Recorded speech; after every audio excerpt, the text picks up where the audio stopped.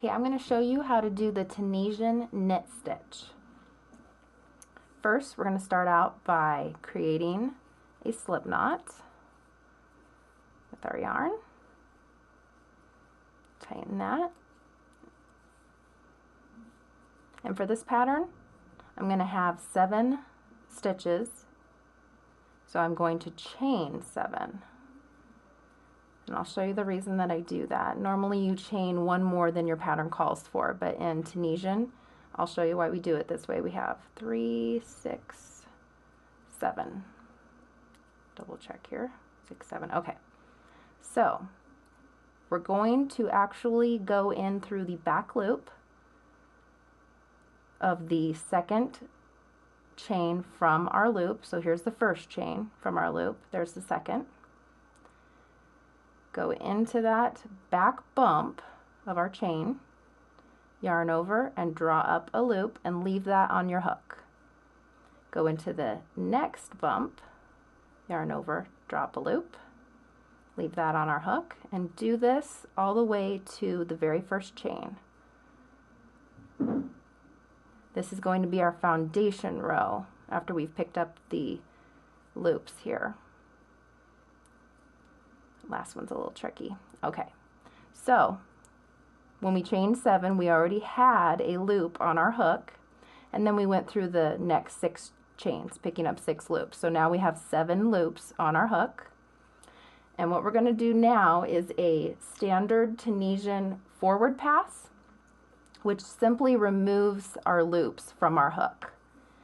And the way we do a forward pass is we yarn over our hook, pull through 1 loop.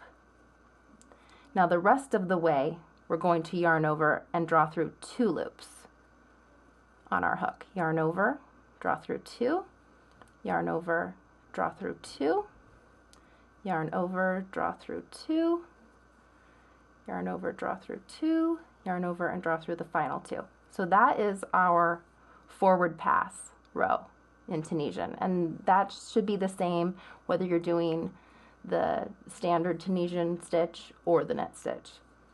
But now I'm going to show you how we do the knit stitch in Tunisian. So this first chain, the one that's sitting on our hook, is mimicking the first chain in our previous forward pass row.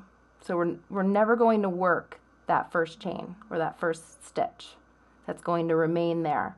So we're going to go into our second stitch. And if you take a look here, in standard Tunisian, you generally go in through that bar in the stitch, but for the knit stitch we're actually going to go through that little chain all the way through it, or the little V, kind of looks like a V. Go through the middle, front to back, yarn over your hook, and draw up a loop. So if you take a look here, if you take a look at the first chain that we left alone, it's got a loop coming out of it already. Our second stitch, we've just pulled a second loop out of. Okay, so we're going to go to the next one. Just kind of stretch out your stitches so you can locate the next chain. Insert front to back through the center of that chain, yarn over your hook, and drop a loop. So we have our first, our second, and our third. So we'll move on to the next one, and we're just going to do this all the way to the end of the row through the center until you get to the last stitch. You can see this last one right here. There's our little chain if you pull it apart. And when you go through that, just make sure that on the left side of your hook you see 2 free loops. Okay, because if you recall, the very first stitch that we left alone, or chain, is a set of 2 loops, or a V. So we want to mimic that same look on the left side of our work, or the end of our row. Okay, so yarn over your hook and draw up a loop. So that is our first row of knit stitch. And remember, when we do our forward pass, we just yarn over and pull through the first stitch, and then we yarn over and pull through 2 loops the rest of the way.